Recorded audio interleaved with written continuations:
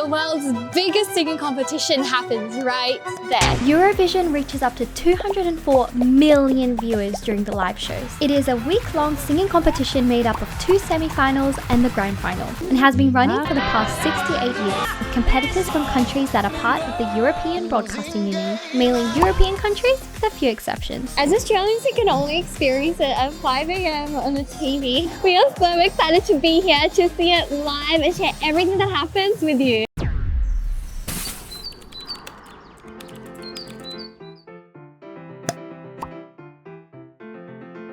I need to go ready. These are our outfits, but keep in mind that we've been living off a suitcase for the last 2 weeks. If you want to see that video, we'll link it.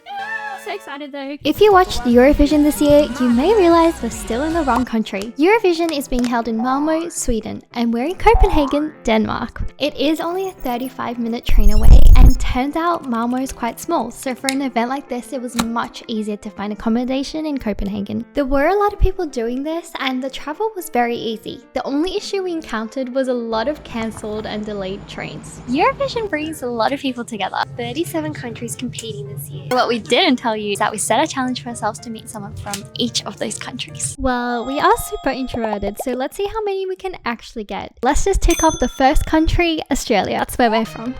Australia was invited for a one-off performance to celebrate Eurovision's 60th anniversary, but have continued to participate ever since.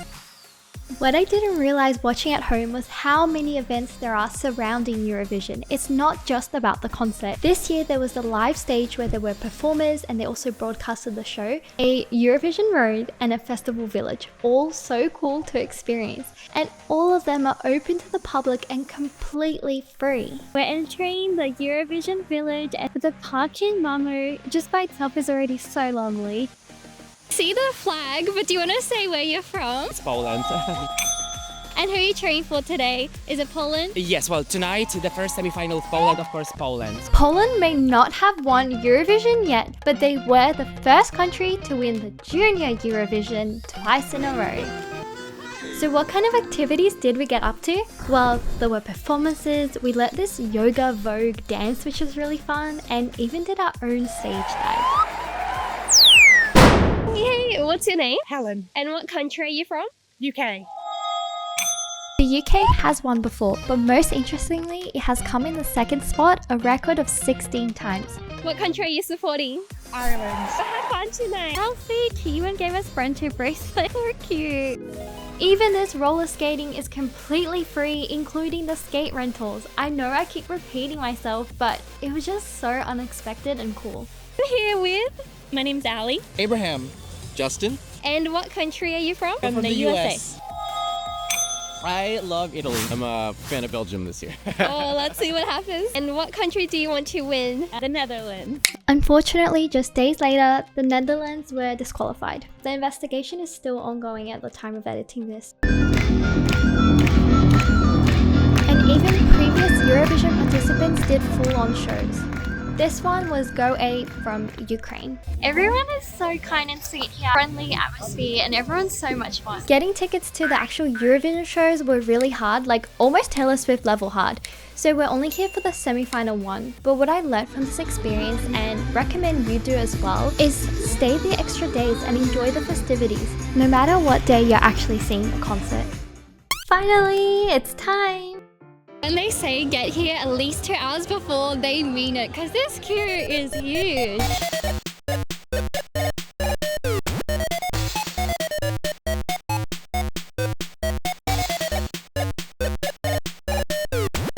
I'm in the queue with Eddie. Tuva, Ingalill. Where are you from? Sweden. And we live right here in Malmö. I feel like anyone could win. I'm cheering at everyone. I think my favorite's Austria. Awesome, well good luck and I hope you have a great night. Sweden is tied with Ireland for most Eurovision wins. And actually, these are the only 2 countries where a singer has won more than once. We made it!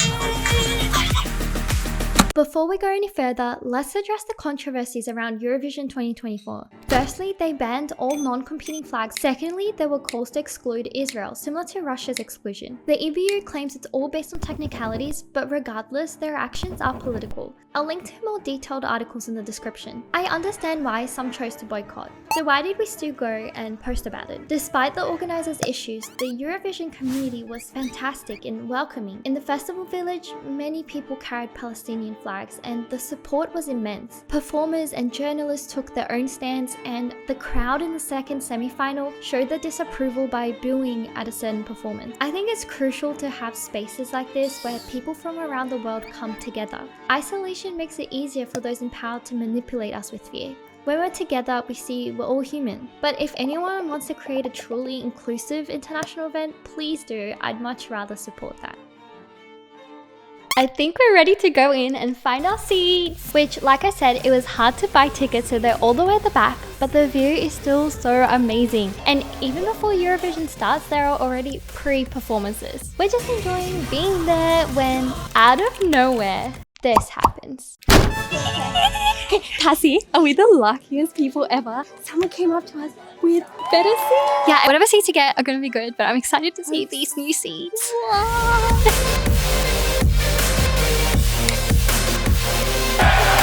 Welcome to the Eurovision Song Contest 2024.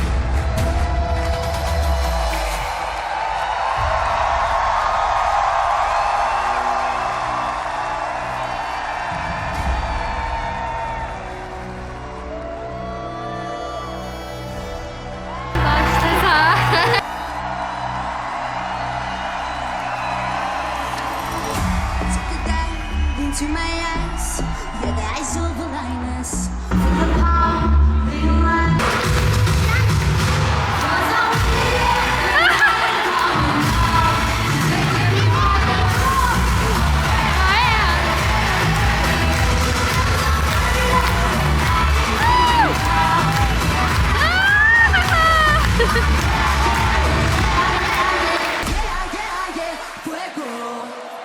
You can watch recordings on YouTube and on different sites of Eurovision, so you can see the full length of the performances and see them as you saw them on TV, which is super high quality. So what we've decided to do is actually just show you the behind the scenes and how it looks like when you're actually in the concert. Like for example, these speedy cleans between performances.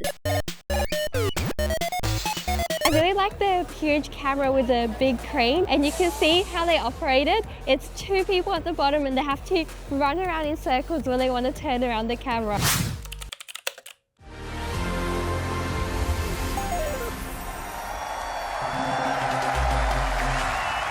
Go down cause I found out the truth, la la. 9 o'clock in the morning and now I know this is our last night. I know what I'm doing cause yeah, I got it on black and white. Should've known.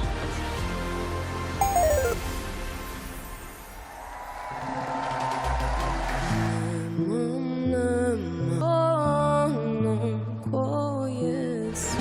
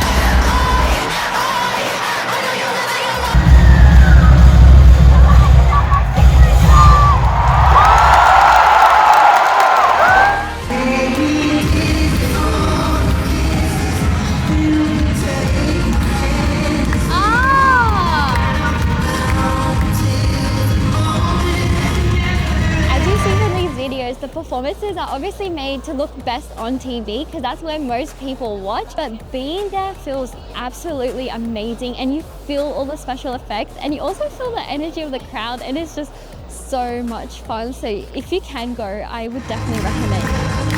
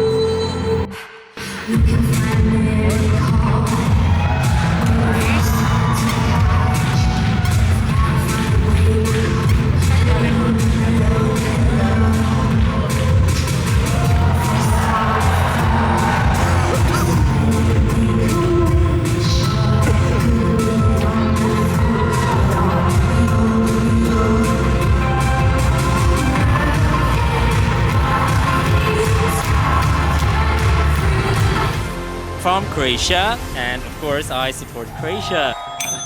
I'm from Uruguay, but I support Croatia. When Croatia, at that time part of Yugoslavia, hosted Eurovision, they had a cat as a mascot.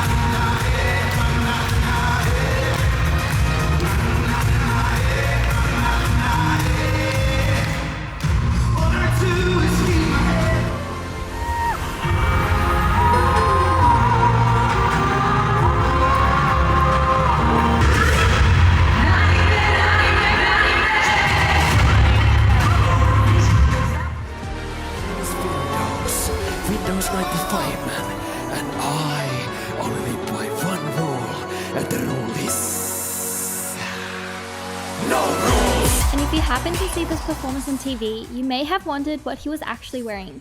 And I'm here to confirm that he was wearing a thong. But it was definitely a shock factor.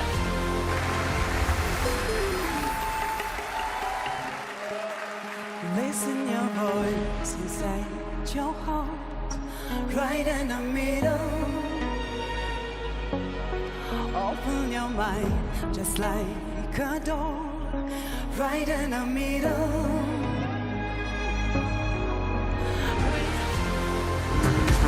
It's getting serious. She come to you, leave you empty hand and just beat.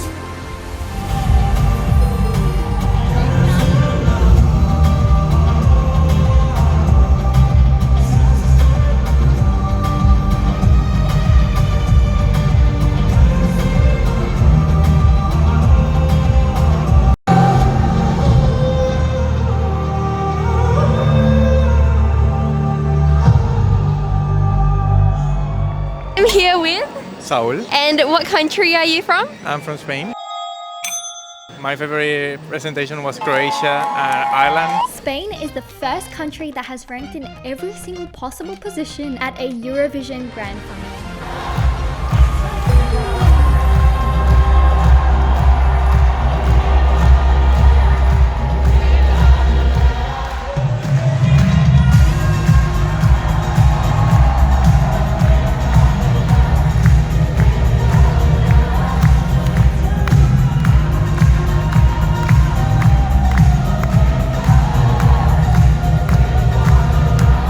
What country are you all from? Portugal. We're from Portugal. And what country are you supporting? Portugal, of course. Portugal actually holds the record of most points in a grand final.